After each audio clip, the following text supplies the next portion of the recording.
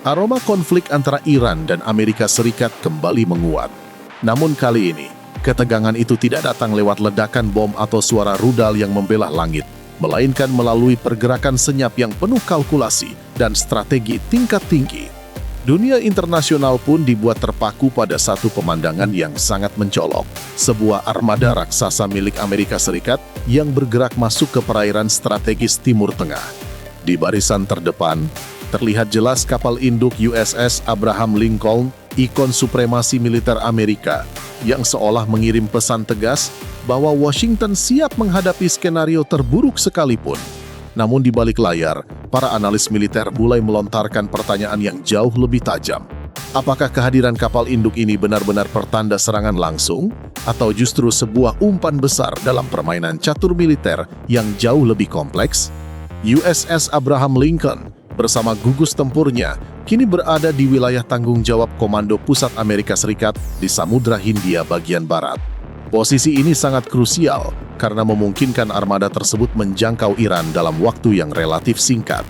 Dari udara hingga laut, perhatian dunia seakan terfokus pada satu titik ini.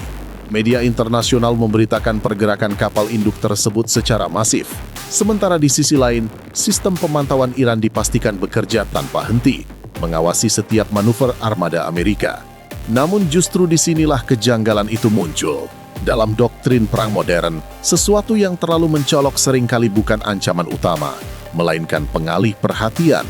Para pakar militer menilai USS Abraham Lincoln berfungsi sebagai magnet radar. Kapal induk raksasa ini sengaja diekspos di area yang mudah terdeteksi oleh radar dan satelit Iran. Akibatnya, sistem pertahanan udara, pengawasan maritim, dan intelijen Iran dipaksa memusatkan perhatian mereka ke arah laut. Setiap lepas landas pesawat tempur dari dek kapal induk, setiap manuver kapal pengawal, semuanya menjadi fokus utama. Dalam kondisi seperti ini, Iran seolah digiring untuk menguras energi, waktu, dan sumber daya intelijen mereka, hanya untuk mengawasi satu ancaman yang terlihat jelas. Di saat yang sama, jalur diplomasi di kawasan justru semakin menyempit. Arab Saudi dan Uni Emirat Arab dilaporkan menutup pintu bagi operasi militer Amerika Serikat yang melibatkan wilayah udara mereka. Namun langkah ini tidak otomatis menutup opsi serangan Washington. Amerika Serikat telah lama menyiapkan skenario perang yang tidak bergantung pada izin negara-negara regional.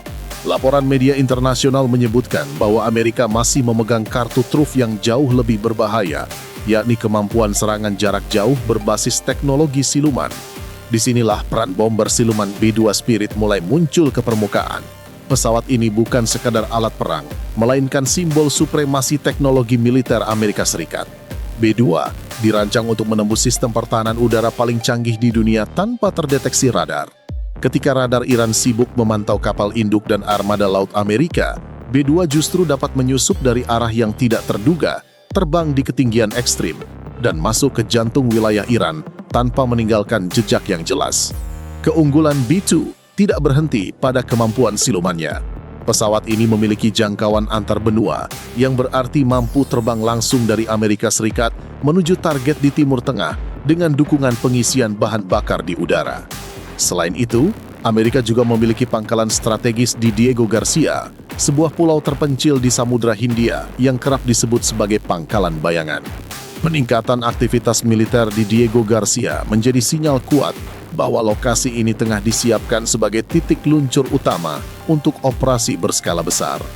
Landasan pacunya mampu menahan beban ekstrem B-2 Spirit yang membawa bom penghancur bunker seberat puluhan ribu kilogram. Ancaman dari Washington pun semakin terdengar nyata. Donald Trump kembali melontarkan peringatan keras kepada Teheran. Ia menegaskan bahwa jika Iran tidak bersedia membuat kesepakatan untuk membatasi program nuklirnya, maka serangan berikutnya akan jauh lebih buruk dari sebelumnya. Pernyataan ini bukan sekadar retorika politik. Di lapangan, Amerika Serikat telah menempatkan sekitar 50.000 personel militernya di berbagai pangkalan di Timur Tengah. Pergerakan jet tempur F-15, pesawat tanker, drone pengintai, hingga pesawat mata-mata terpantau aktif di jalur-jalur penerbangan strategis. Semua ini mengirimkan satu pesan yang jelas. Mesin perang Amerika berada dalam kondisi siaga penuh.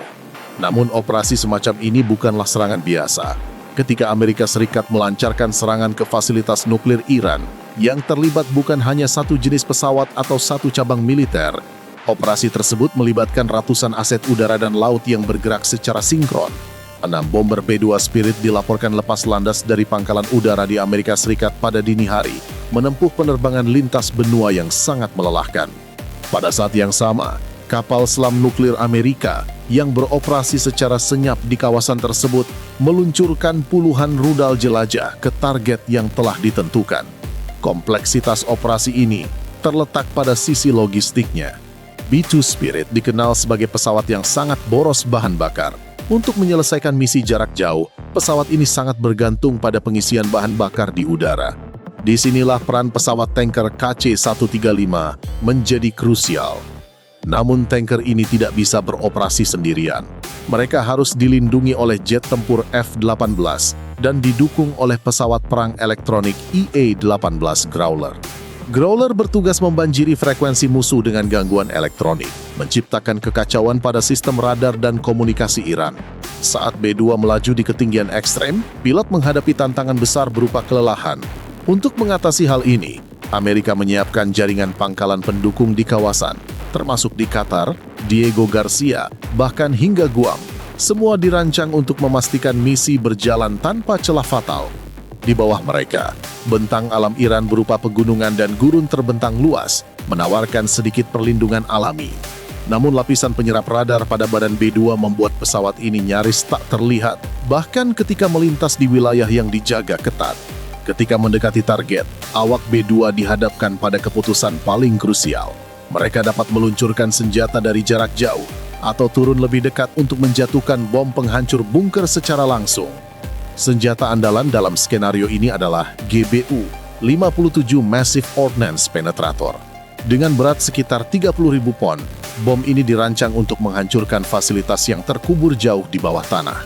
Tidak seperti bom konvensional, GBU-57 mengandalkan energi kinetik dari jatuh bebas di ketinggian ekstrim untuk menembus lapisan tanah dan beton hingga ratusan kaki sebelum akhirnya meledak.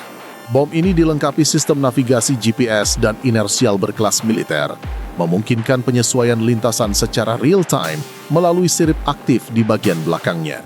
Tanpa mesin pendorong, akurasinya sepenuhnya bergantung pada ketinggian pelepasan dan presisi sistem pemandu. Ketika akhirnya menghantam target, ledakan yang dihasilkan mampu menciptakan efek layaknya gempa kecil, menghancurkan bunker dan struktur bawah tanah yang selama ini dianggap kebal. Iran tentu tidak tinggal diam. Sistem pertahanan udara mereka, termasuk jet tempur lawas seperti F-14 dan MiG-29, berusaha melakukan intersepsi. Meski teknologi mereka tertinggal jauh, ancaman tetap ada jika keberuntungan berpihak. Namun Amerika telah mengantisipasi skenario ini. IA-18 Growler terus menekan sistem komunikasi Iran dengan gangguan elektronik, membuat koordinasi antar unit pertahanan menjadi kacau. Jika jet tempur Iran berhasil mendekat, F-18 dan F-22 yang siaga akan langsung melakukan penghadangan dari jarak jauh. Setelah senjata dilepaskan, B-2 segera berbalik arah, berpacu dengan waktu untuk keluar dari wilayah berbahaya. Di belakang mereka, sistem pertahanan udara Iran meluncurkan rudal secara sporadis, sebagian besar mengenai target palsu atau meleset akibat gangguan elektronik. Di udara, pertempuran tak kasat mata berlangsung dalam bentuk sinyal, frekuensi, dan data. Inilah wajah perang modern tidak selalu menampilkan ledakan besar di layar televisi, tetapi dampaknya bisa jauh lebih menentukan. Semua ini menjelaskan mengapa serangan Israel sebelumnya gagal menembus fasilitas nuklir Iran secara menyeluruh. Meski Israel memiliki bom penghancur bunker, kedalaman dan perlindungan fasilitas seperti Fordo, Natanz, dan Isfahan terlalu ekstrim. Serangan tersebut hanya mampu merusak ventilasi dan struktur permukaan. Untuk menghancurkan fasilitas-fasilitas itu secara signifikan, dibutuhkan kombinasi teknologi, daya hancur, dan strategi tingkat tinggi yang hanya dimiliki Amerika Serikat melalui B-2 Spirit. Dalam papan catur militer global, USS Abraham Lincoln mungkin tampak seperti raja yang berdiri gagah di garis depan. Namun sejatinya, kapal induk itu hanyalah bidak yang sengaja ditempatkan untuk menarik perhatian lawan.